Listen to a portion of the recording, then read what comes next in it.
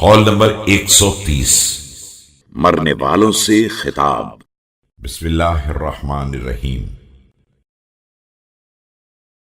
صفین سے واپسی پر کوفے سے باہر قبرستان پر نظر پڑ گئی تو فرمایا، اے وحشتناک گھروں کے رہنے والوں، اے ویران مکانات کے باشندوں اور تاریک قبروں میں بسنے والوں، اے خاک نشینوں، اے غربت، وحدت اور وحشت والوں، تم ہم سے آگے چلے گئے ہو اور ہم تمہارے نقش قدم پر چل کر تم سے ملحق ہونے والے ہیں۔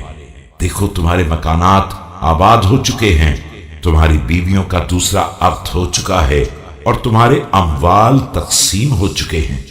یہ تو ہمارے یہاں کی خبر ہے، اب تم بتاؤ کہ تمہارے یہاں کی خبر کیا ہے۔